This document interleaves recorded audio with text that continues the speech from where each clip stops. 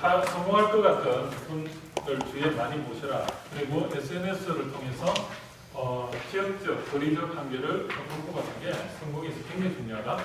실제적으로 저도 그렇게 해왔기 때문에 한 2, 3년 전부터 제가 이렇게 강의를 해왔지만 이렇게 여러분 앞에 설 수 있는 하나의 계기가 됐습니다. 실제로. 저는 뭐 전혀 여기 포스코하고 연관이 있는 것도 아니고요. 순수하게 제가 그냥 인터넷에 검색이 돼서 이렇게 여러분들 앞에 섰다는 거, 그것만 봐도 증거가 되지 않습니까? 여러분들이 항상 사장님한테 만약에 어필하고 싶다. 그럼 어떻게 하면 제일 빠를까요? 사장님이 페북을 한다. 페북 치고 돼. 그리고 나 이거 회사에서 이거 일거수 중에 좀 어필할 수 있는 거를 이렇게 꾸준히 이렇게 내 생각을 올린다니. 그러면 이 사장님이 보시고 이 사람은 엔지니어로서의 그런 감도 가지고 있지만 보니까 깊이도 있는데 넓이도 있네. 그러면 어떻습니까?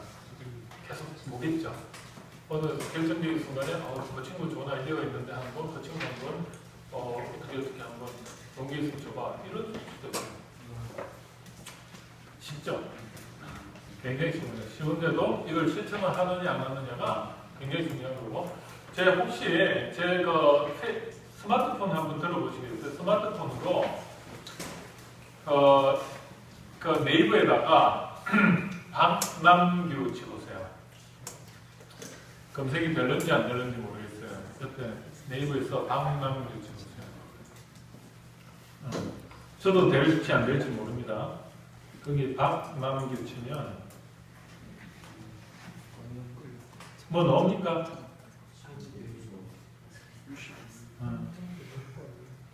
예.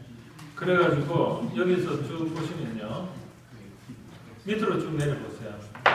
블로그 쪽으로 가보세요. 그럼 제가 있는지 모르겠어요. 한번 블로그에 보면 네이버에 여기 있네요. 한번 보시면 첫 번째에서 로봇 전문가, 그리고 우리나라 최고의 기술적인 전문가 박남규 멘토님 강연 뭐 이렇게 있잖아요. 한번 들어가 볼게요. 이건 다른 사이트네, 그죠? 다른 사람이 제 강의를 보고 이렇게 올렸고, 다시 돌아가 보시면 보시면 뭐 여러 가지가 있습니다. 한번 볼게요. 제가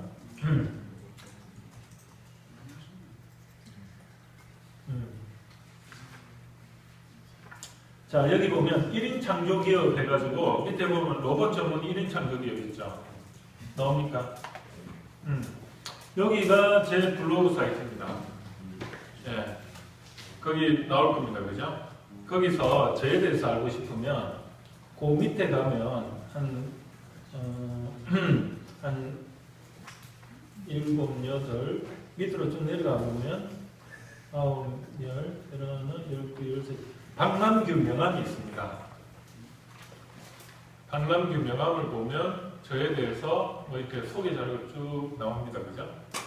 그래서 제가 여러분들한테 새로운 명함을 받으면 저는 어떻게 하냐면 여러분들 전화번호 문자 메시지로 저희 모바일 명함입니다 해가지고 거기 블로그에 있는 블로그에 있는 그 주소를 복사해가지고 문자 메시지를 보냅니다. 그럼 그분이 제 거 보면 바로 저에 대해서 단순히 그 명함 종이 하나는 보는 게 아니고 어떻습니까?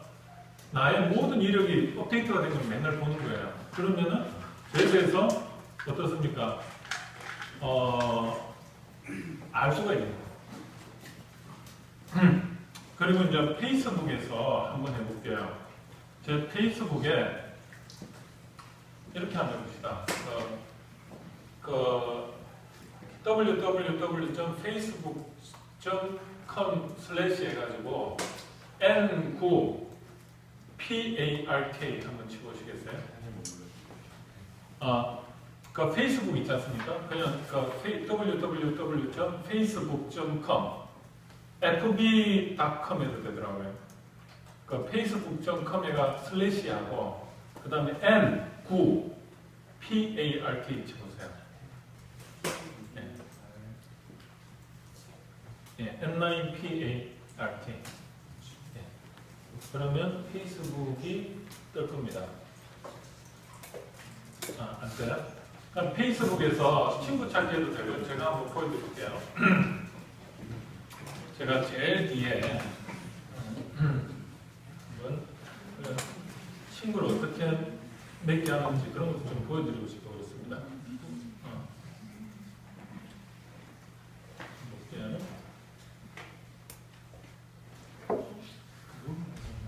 그 페이스북에서 친구 찾기에서 방광 교치도 되고 거의 더 빠릅니까? 바로 페이스북에서 친구 찾기에서 방광 교치니까 나옵니까? 네. 나오네. 예, 페이스북에.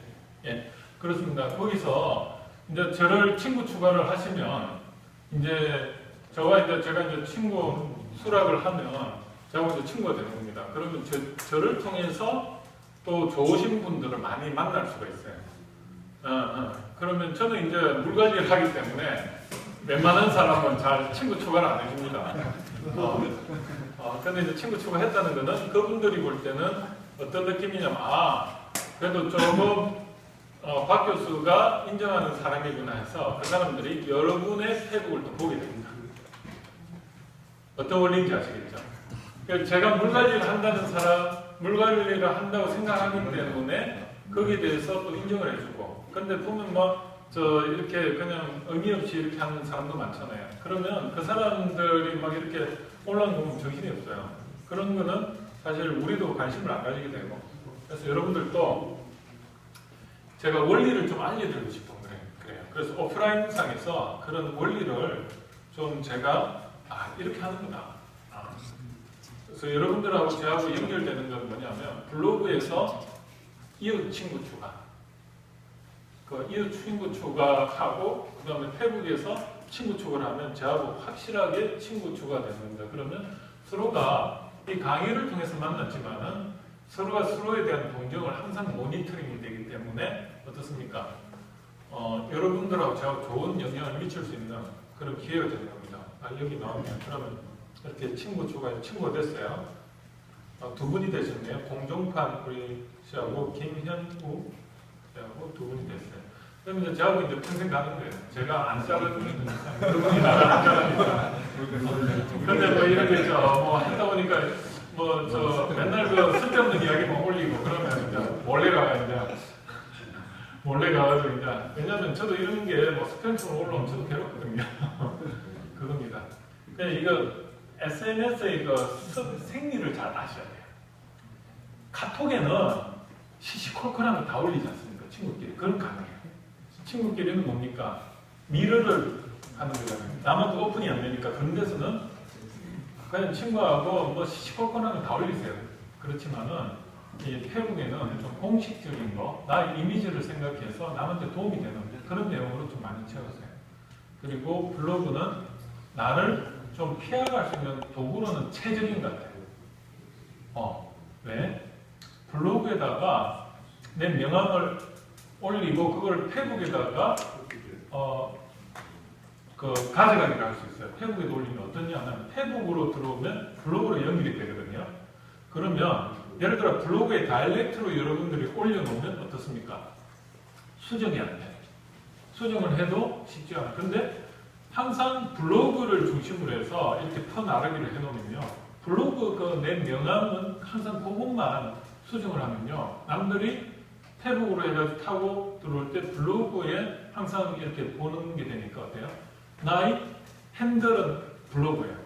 내 컨텐츠 업데이트 창구는 블로그고, 그리고 어떻습니까? 페북은 하나의 나의 프로모션 창이 되는 거예요. 친구들과 글로벌하게 네트워킹 하는 거는 페북하고 하고요.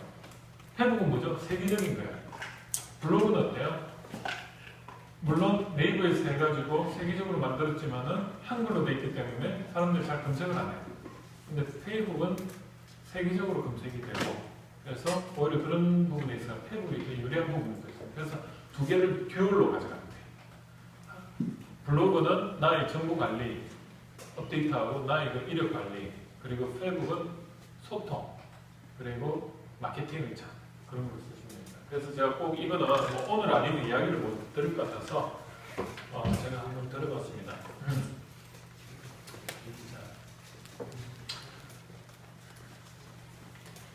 오늘 제가 이제 오늘 강의하는 게 여러 이제 뭐 카테고리가 있는데 오늘 이제 원래 이거 24시간짜리를 8시간 동안 하려다 보니까 제가 그래도 핵심만 이야기하는 겁니다. 핵심만 이야기하는 거고 좀 더 깊이 있는 강의는 다음에 기회 되면 하고요.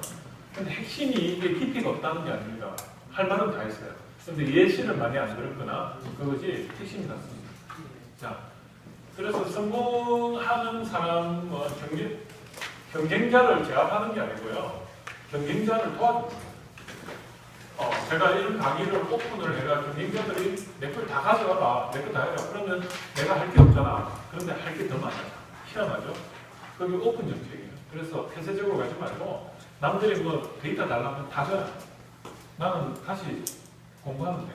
그런 마음을 했어요. 그러면 그게 그분이 가져갔다 해서 자익이 안 돼요. 한 10%는 자익이 될지 모르지만 90%는 내가 이야기해야지 맛이 생긴다.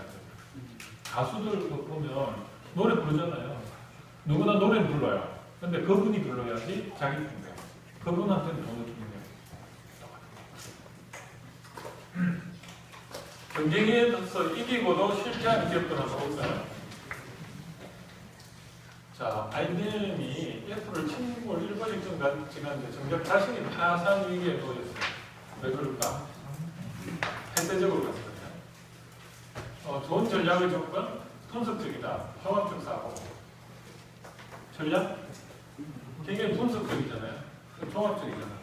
근데 우리가 전략을 종합적이고 분석적이다. 그걸 아는 것 자체가 별로 중요한 게 아닙니다.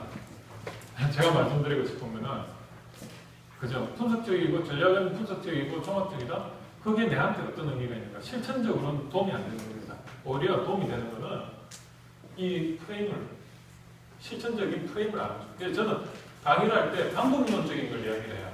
이렇게 하면 전략에 대해서 여러분 분석적인 사고를 하는 거고요. 분석적으로 사고하세요. 그리고 종합적으로 크게 보세요. 이게 내가 실천하는 데 도움이 될까? 안 된다.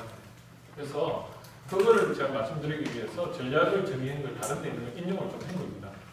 그리고 좋은 전략을 수립하는 방법은 어떻다? 전략을 실제적으로 살 때는 바둑을 예를 드는데 어때요? 바둑을 두면 정석을 익혀야 하지만 대구에서 정석대로 두면 패하기 십상인데 이게 무슨 루틴하게 하면 안 된다는 거죠. 우리가 전략을 공부를 했지만 이걸 좀 자기 거화 시키라는 것입니다. 그래서 제가 이걸 했지만 이게 이론으로서의 가치가 있는 건 아닙니다. 왜? 이거는 제가 이때까지 프레임으로 이럴 것이다 하고 제가 여러분들한테 말씀드리고 이걸 뭐라고 하냐면 공리라고 해요. 공리. 법칙은 여러 가지가 있는데 절대 법칙이 있고 공리 법칙이 있어요. 공리 법칙은 사람을 대상으로 해가지고 어떤 이론을 정립을 하려고 하는데 사람을 죽여야 돼. 그러면 그거는 정렬을 못 하잖아요. 아니 그 인생을 정말 트루먼쇼 같이 막 조작을 해가지고 그 사람 인생이 그러니까 진짜 뭐 이렇게도 되고 그렇게 못 하잖아요. 윤리적으로. 그렇지만은 분명히 그런 게 있을 것이다. 그게 공리라고 하는데 이런 건 다 공리입니다. 공리 영역이고 이해되시죠? 지배하는 거 80% 정도를 지배를 하고 20%는 예외를 인정하는 거예요. 어떤 내용인지 아시죠? 그래서 자기과 시킨다는 게 80만 잘하면 돼. 우리가 시험 공부를 할 때도 70점 이상만 받으면 과락은 면하는 그런 원리하고 같은 거예요. 우리가 그 논문을 여기 쓰실 분도 있겠지만 어때요? 논문이라는 거는 유의 수준을 따지잖아요. 1%, 5%, 10% 그게 어떤 의미냐? 유의 수준 10% 내에서 이 논문이 의미가 있다. 이 뜻은 무엇인가? 예외가 10%는 있는 거야. 90%는 맞을 가능성이 있다. 우리 출구조사 때 유의 수준 1%에서 허용오차 그 뜻이거든. 허용오차가 뭐냐면 유의 수준 1%라고 해요. 99%는 맞아. 그런데 1%는 틀릴 가능성이 있어. 제가 말씀드리는 거는 제가 강의하는 모든 거는 어떻게 보면 유의 수준 20%예요. 20% 틀릴 가능성이 있어. 80% 저는 말씀드리는 거고 그러면 20%가 80%를 지배할 수가 있어요. 어떤 의미냐면 20%는 여기에 해당이 될 수도 있거든. 그러면 그 20%는 자기만의 또 뭔가로 채워내야 된다. 그런 의미입니다. 조금 어려운 말이 될 수 있는데 한번 잘 새겨보세요. 그래서 전략의 본질은 창조성이다. 즉 제가 이런 이야기를 했으면 이걸 가지고 요건 A잖아. 그러면 여기다가 B를 하나 더 엎어가지고 자기과 시키는 게 거기에 굉장히 경쟁력이 있는 사고라는 거죠. 그래서 항상 정도는 없다 생각합니다. 그렇지만 정도는 없지만 좀 그래도 제 경험상 여러분들한테 정도를 이야기를 하는 거예요. 그런 거고 훌륭한 전략가는 전략을 열심히 공부하지만 실전에서 그것을 잊어버리는 거죠. 왜?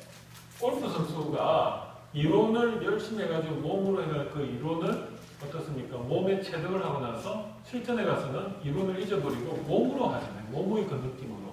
왜? 몸의 그 근육 모든 감각을 전부 다 익힌 그대로 그냥 하는 거예요. 연습했던 식으로. 그 골프 선수가 갑자기 한 이틀을 자기가 골프를 안 하고요. 야구를 했어요. 야구를. 그런 근육이 어떻습니까? 골프에 최적화되어 있는데 어떻습니까?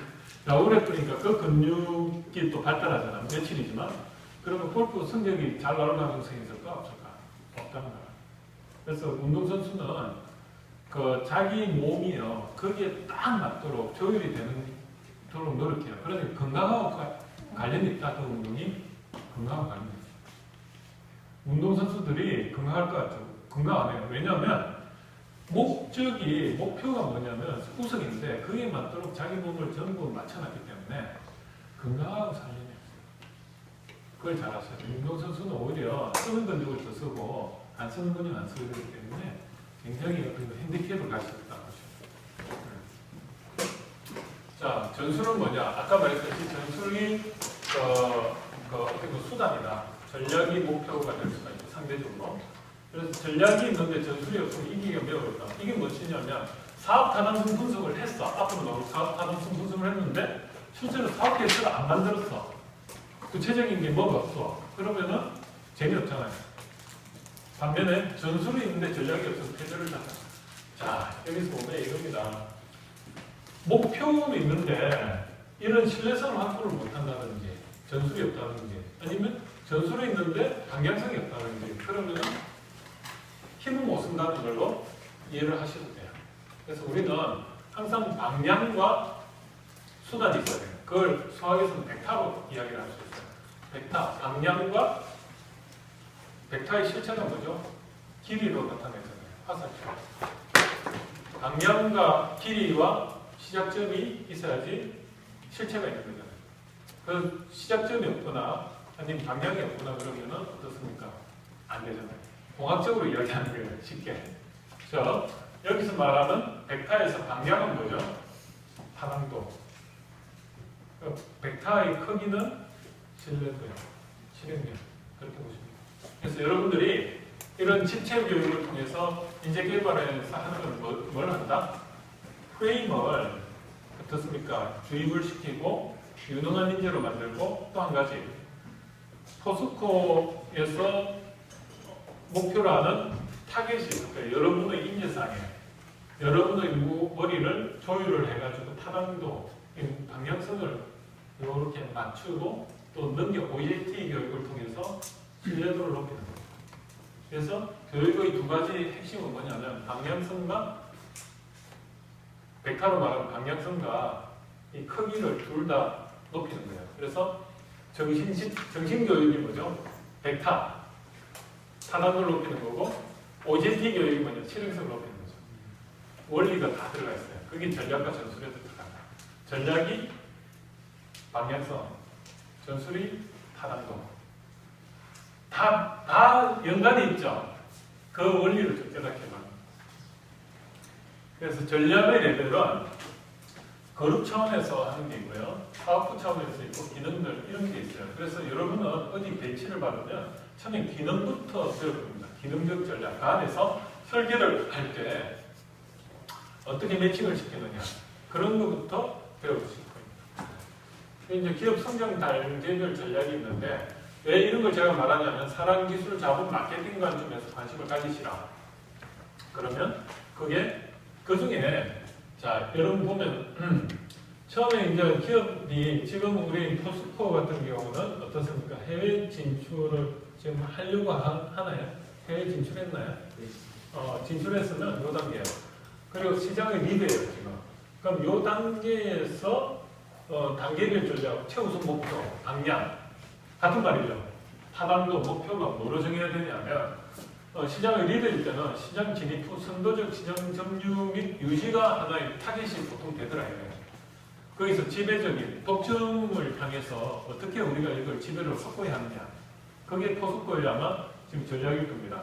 그리고 또 하나는 성공적인 이제 해외 확장을 위해서 어떤 식으로 우리가 접근하느냐. 그 중국이나 이런 데 투자 많이 하는 걸로 알고 있는데, 아니면 포스코에서 지금 대우 어디입니까? 어디로 인터내셔널 인수회가 하죠. 거기 다 저런 전략의 일환이겠죠. 지금 요거에 지금 포스코의 어떤 전략이 타당도 목표가 맞춰져 있다면 글로벌 인재를 선호할 겁니다. 그리고 또 한 가지 해외 진출하고 이러려면 기술은 벌써 이제 어느 정도 차별화되어 있다고 봤을 때 여러분들은 어떻게 회사에서 볼 때는 어떻습니까?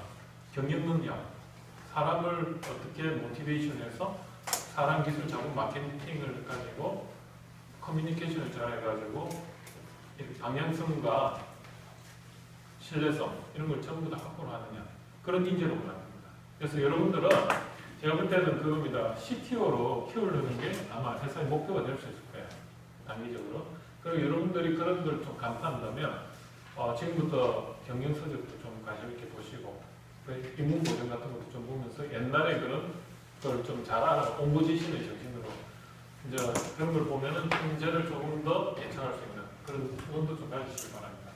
그래서 뭐 이거는 제가 넘어갈게요. 워낙 복잡하게 많이 해놔가지고 여기 보시면 아시겠지만 한 가지만 예를 들어 볼게요. 여러분이 요 기술이나 여기 보시면 어떠죠? 인력, 사람, 그 다음에 기술, 자금, 마케팅 뭐 이렇게 있잖아요. 그러면 요 중에 어디에 여러분이 배치를 받을 겁니다. 배치로 여러분이 배치를 받는 게 아마 제품 기술 개발 이쪽에 있어요. 그죠? 그럼 이쪽에 있고 지금 포스코 같은 경우는 요 레벨하고 요 레벨에서는 제품 업그레이드나 신제품 개발에 여러분이 아마 그 부서에서 요 제품 개발 그 부서에서는 신제품 개발이나 이런 것 쪽이나 해외 경쟁 업체를 분석하는 이런 쪽에 아마 전략이 맞춰져 있을 겁니다. 대부분이 그렇다는 거죠. 그럼 여러분들도 기술 개발 분야에서는 부서에 가면은 아마 전략적 목표가 신제품 개발이 될 가능성이 있어요. 아니면 업그레이드, 제품 기존 거를 더 업그레이드 해가지고 가격이나 품질, 포지셔닝을 확고히 하고 그리고 시장을 개척하는 그래서 신제품을 개발해가지고 세상에 없는 아까 말했듯이 뭐 기분이 좋아지는 차 아니 잠이 안 오게 하는 뭐 스틸 뭐 물성을 가지는 그런 걸 만든다는 그런 걸 충분히 이제 여러분이 하실 겁니다. 그래서 전략적 사고에서 그 트리즈를 이야기를 하는데 트리즈는 모순을 극복하는 겁니다. 모순을 극복하는 거. 그럼 모순을 극복하는 게 혁신이고요. 그런데 모순을 극복을 안 하고 가격은 낮게 하면서 품질을 좋게 하는 이거 굉장히 모순이잖아요. 근데 그거를 모순을 극복하는 사례도 있지만 모순을 극복을 안 하고요. 그걸 최저점을 찾아내는 게 있어요. 그게 뭔지 알아요? 티켓몬드. 티몬이 전략이 그겁니다. 뭐냐면 가격 대비 성능이 좋은 제품들을 150개를 풀어요. 그 제품 종류 같은 거 다 무시하고 티몬에서는요 어떻게 하냐면 150개의 그 순서를 매겨 가격 대비 품질을 어떻게 매기냐 전략적 밸류에이션을 만들어가지고 자기네들 나름대로의 가격대 성능 대비해가지고 이 인기 있는 제품들을 전부 다 브레인스토밍을 해가지고 이거를 그냥 여기다 다 이렇게 배치를 시켜보면 그 최상위에 있는 게 몇 개 있을 거 아니에요. 그 150개를 티몬에다 올리는 겁니다. 그게 그 사람들의 전략이에요. 그게 문제 가격대 성능의 적점을 찾아가지고 어떻습니까? 가장 경쟁력이 올리면 당연히 만족도가 높겠죠. 그리고 그 중에 일정 기간, 일주일이나 한 2, 2주 단위로 계속 평가를 합니다. 그래서 안 팔리면 또 거기서 그냥 덜어내. 그리고 또 팔릴 만한 거 거기서 또 차선으로 있는 그 제품들 또 집어넣어. 계속 물갈이를 시키면 경쟁을 시킵니다. 어떻습니까? 안 팔릴 이유가 없겠죠. 그런 일을 하는 거예요. 그게 티켓몬스터의 티몬이나 이런 요즘 그 오픈마켓의 전략입니다. 그런 거 여러분이 좀 안다면 전략이라는 게 결국은 최선의 이피션시 이펙트 관점에서 이걸 찾아내는데 어떻게 찾아내느냐? 차원을 찾아내고 그 효과가 대부분이더라. 그리고 거기서 모순을 찾아내는 건 트리저 관점에서 보는 거고 모순이 아니고 그냥 접점을 찾아내는 것은 이 전략적 툴을 가지고 접점을 찾아내더라.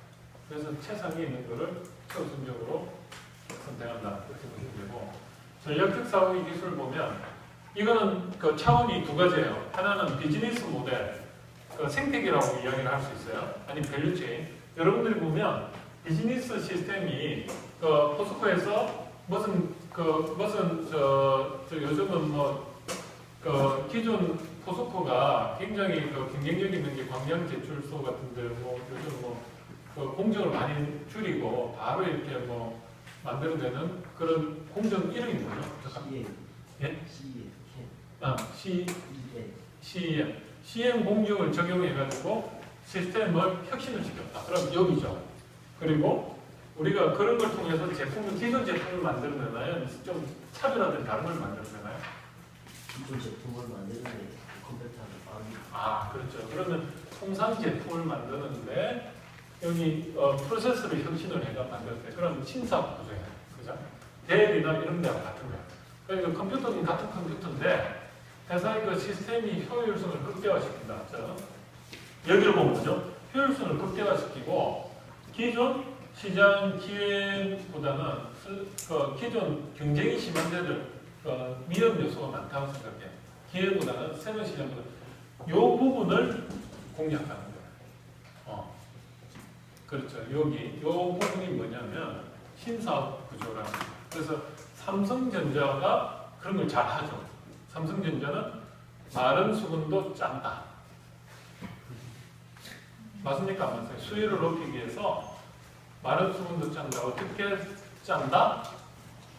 공정에서 6시그마 들어가셨죠? 100만 분의 4 ppm. 4. 100만 개 하면 4개 분량, 그거는 신의 영역이거든. 근데 그렇게 한다는 거예요. 그러면 정규분포에서, 정규분포 들어보셨죠? 이렇게 있으면, 공대니까 이런 이야기 좀 하는 겁니다. 이렇게 정규분포가 있으면, 모든 게 이런 식으로 되어 있어요. 우리가 통계 분석을 내면, 모든 게 이 평균을 기준으로 이런 어떤 분포를 하는데, 거기서 어떻습니까? 여기에 시그마면 1.95 시그마, 즉 거의 2에 가까운 2 시그마에 가까운 요 영역이 전체의 95점 몇 %를 차지하고 3 시그마가 되면 요 밖으로 나갈 확률은 100만 분의 6인가 그렇다는 것입니다. 삼성전자는 이걸 한 100만 개를 생산을 했다고 했을 때 전체 놓고 전수조사를 하면 요 분량률이 그 2개, 여기도 2개 양쪽을 보면 대단한 거죠. 그래서 6시그마라는 게 여기 3시그마, 마이너스 3, 마이너스 2시그마, 2시그마, 시그마 있어요. 그럼 6시그마가 뭐냐면 그거다. 플러스 마이너스 3시그마, 6시그마잖아요. 품질관리 기법이에요. 그거를 예전에 제가 전공했을 때는 닭꼬치 메소드 이런 거 들어보셨어요? QFD 들어보셨어요? 퀄리티 펑션 디플로. 제가 전공이 그거예요. 뭐냐면 각각 공정이 있으면 그 공정들로 관리를 해가지고 최종 결과물이 100만 분의 4 ppm, 4 ppm이 100만 분의 4. 그러니까 4개 분량이 나올 정도로 공정 관리를 하겠다 이겁니다. 얼마나 이거 어렵겠어요. 그거는 불가능이라고 생각하는데 그걸 한단 말이에요. 그럼 어떻게 하느냐? 그 공정 프로세스 상에서 어떻게 하냐면 공정이 한 20개가 돼. 그럼 그 20개를 조건을 다 주면 돼요. 뭐 어떤 거는 2개의 조건을 줘가지고 이렇게 되고 저렇게 되고 그렇게 해가지고 20개 스텝에 대해서 어떤 거는 뭐 2가지 경우수, 2가지 경우수, 2가지 분유수, 3가지 공유수 이게 20개가 있는 거예요. 그럼 이거를 20개라면 2에 이게 만약 한 10성의 3에 10성 정도의 이런 경우의 수가 나오는 거예요. 그걸 다 실험해가지고 이럴 때는 이 결과물이 어떻고 이런 걸 알아낼 수 있어요? 없어요. 그럼 이걸 직교 난수표상의 직교자, 그 직교 뭡니까? 그 실험법이라고 있어요. 그걸 이용해서 이거를 한 10개나 20개 정도만 실험을 하면 이 결과물에 대해서 가장 영향을 미치는 게 뭔가를 알아낼 수가 있어요. 그래서 그걸 가지고 집중 관리를 하는 거예요. 그게 삼성에서 반도체 공정 라인이 가장 성공적으로 됐던 겁니다. 그래서 삼성이 그 풀량률을 반도체에서 그 마진율이 만약에 그 100개 그 마진율이 10%다. 근데 풀량률을 5%만 잡으면 이 마진율이 어떻습니까? 엄청 올라가요. 왜냐하면 반도체 공정에서 100개 중에 수율이 한 70개 모든 게 어떻습니까? 한 10%에 80개 나온다. 그럼 10개가요. 이게 경쟁력인 겁니다. 그래서 여러분들도 이런 어떤 공정상에 있어가지고 아마 포스코에서도 삼성과 별반 차이가 없을 거라고 생각해요. 그래서 여러분들 기존 제품을 그 CM 공정으로 해서 그걸 했을 때 품질을 어떻게 관리를 할 건가?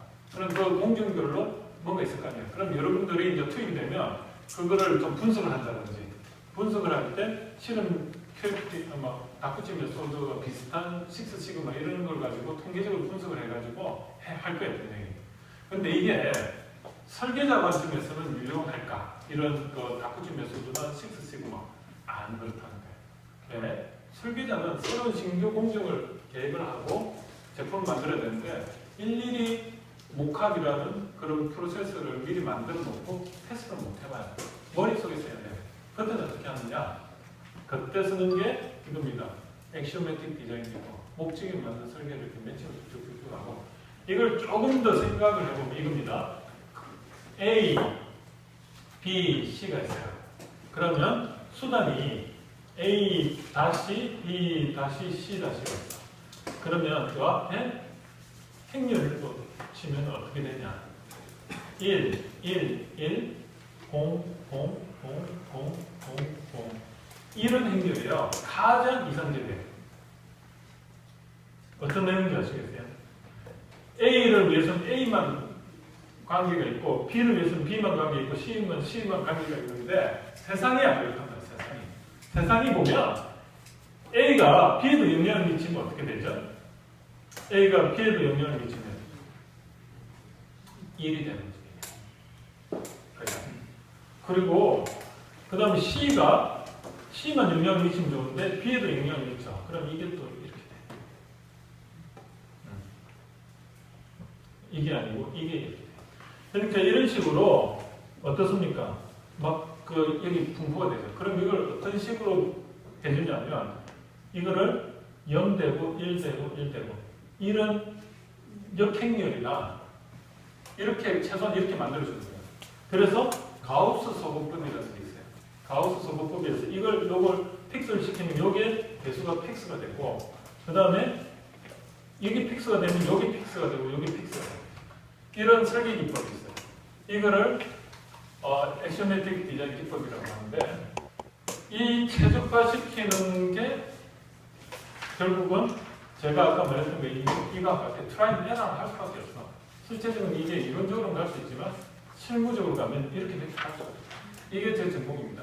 그래서 여러분들이 두 가지예요. 하나는 실무적으로 프로세스적으로 저렇게 혁신을 하는데 삼성전자와 같이 라인에 있어가지고 테스트를 통해서 실무적으로 몇 개의 최소의 실험으로 통해서 이런 핵심 공정 중에 어떤 게 이 결과에 영향을 미치는 걸 알아내면 거기에 여러분들한테도 해당이 될 것 같고요. 그리고 만약에 세상에 없는 어떤 제품을 만들어낼 때는 이 액시오매틱 디자인 기법을 합니다. 그런데 여기서 아까 말했듯이 이 솔루션이 A에 대해서 A 다시 솔루션이 거의 없다. 그러면 어떻게 하죠? 트레이저라는 걸 써가지고 경우수를 많이 만들어내요. 그리고 그거를 전략적 툴에 의해서 배치를 해가지고 그 중에 여기 점수를 가장 많이 받은 거를 딱 쓰는 거예요. 근데 제일 점수 많이 받았던 거를 여기다 딱 썼더니 얘가 어떻습니까? B한테도 영향을 미치는 거야. B한테 영향을 미쳐가 이게 이렇게 돼버렸어. 여기가 이렇게 되죠. 그러면은 그럼 차선책으로 이 중에 두 번째 이런 거를 다시 집어넣었더니 이게 없어져. 그럼 그걸 씁니다. 조금 어려울 수도 있지만은 그런 게 있다는 정도만 아시면 돼요. 이런 세상이 있다. 그래서 이거는 세상에 이런 이야기 별로 들어본 적이 없어요. 그래서 이거는 제가 이제 조금 맛을 보여드리겠어 했는데 이런 세상이 있다는 거. 그래서 우리가 여러분이 하는 거는 지금 통상 제품을 가지고 혁신 프로세스를 해가지고 마른 수분도 짜는 듯한. 그래서 수율을 높여가지고 아니면 분량률을 높여가지고 경쟁력을 확보하는 삼성과 같은 그런 전략이 될 수가 있을 겁니다. 그래서 두 가지 전략입니다. 하나는 가격을 싸게 만들고 품질을 차별화시켜가지고 품질이 더 좋죠. 그리고 거기에 집중하는 이거는 누구나 구사하는 전략입니다. 그래서 이건 본능적 전략이에요. 근데 여러분이 전략을 세운다면 아주 루틴하게 나는 아주 가격도 싸고 품질 좋게 하고요. 그리고 여기 제품을 집중해서 하겠어요. 그거는 누구나 하는 거예요. 그게 혁신적이 아니라는 거죠. 이건 누구나 하기 때문에 기본적으로 해야 돼요. 이겁니다. 성장 전략을 여러분들이 이야기를 해야 됩니다. 여기서 한번 볼게요. 힌트를 보면 신사업 구조를 여러분이 포스코 같은 경우는 해당이 될 것 같은데 그럼 신사업 구조가 여기서 어디에 해당이 될까? 신사업 구조.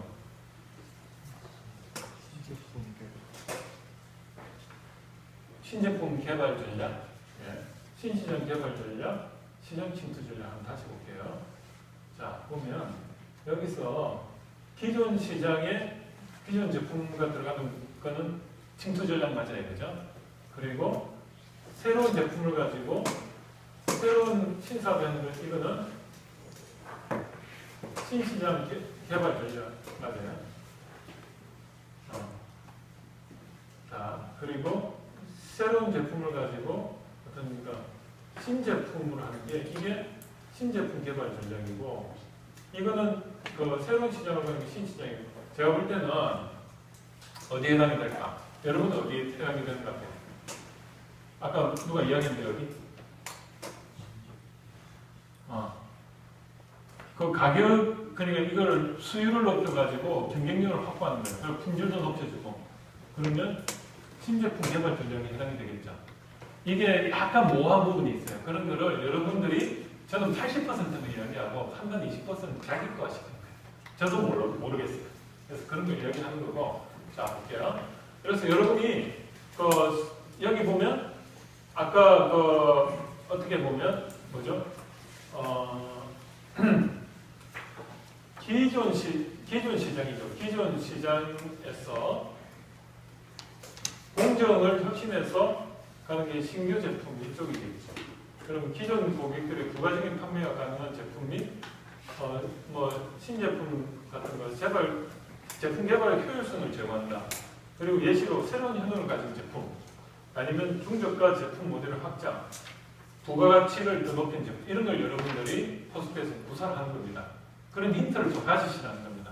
그래서 전략을 세워와 하면은 그 근거 자료가 우리는 삼성과 같이 마른 수분도 좀 짜는 전략으로 가야 되고 그를 위해서 수율을 높여서 우리가 아니면 분량률을 높여서 경쟁력을 확보한다. 그래서 수익성도 더 확보하고 그래서 기존 시장의 포지셔닝을 확보시키면서 우리가 해외 진출 전략을 구사해가지고 신제품을 가지고 어떻게 보면 이런 신제품 개발 전략을 하겠다. 이러면 설득력이 있는 거잖아요.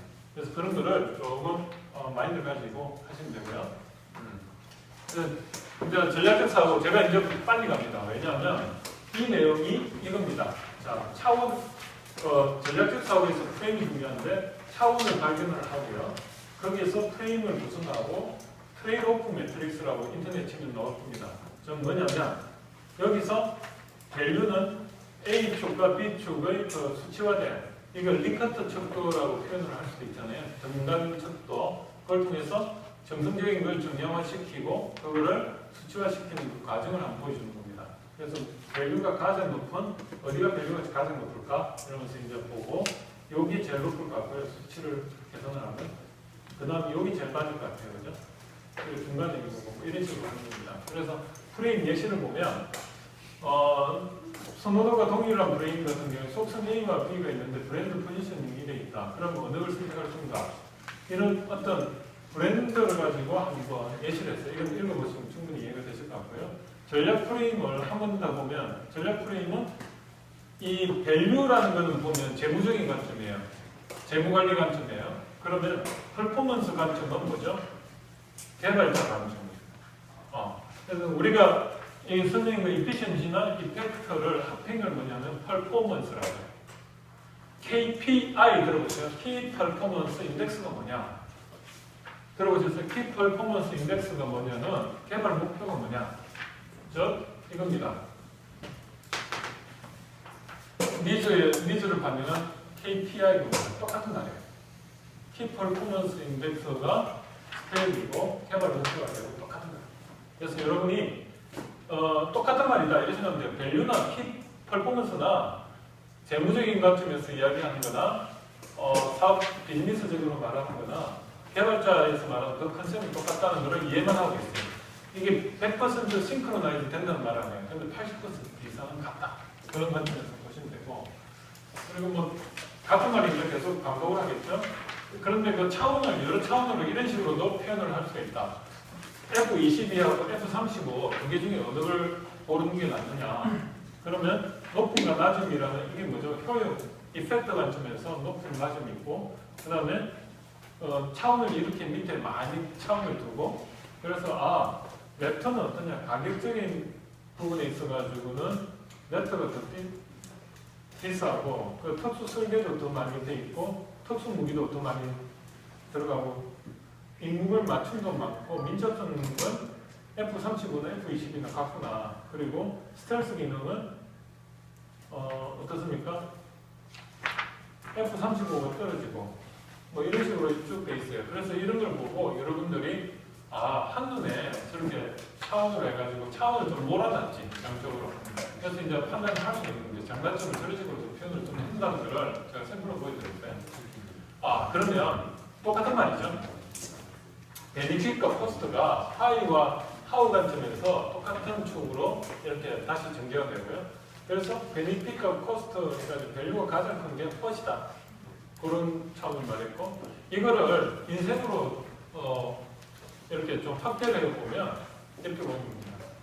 하이에 해당되는 게 미션이고, 하우에 해당되는 게 경력이에요. 여러분이 경력이 아까 말했듯이 다양한 한 3가지 정도 이상을 여러분이 3년 이상씩 흔들리는 바위 위에서도 견뎌라.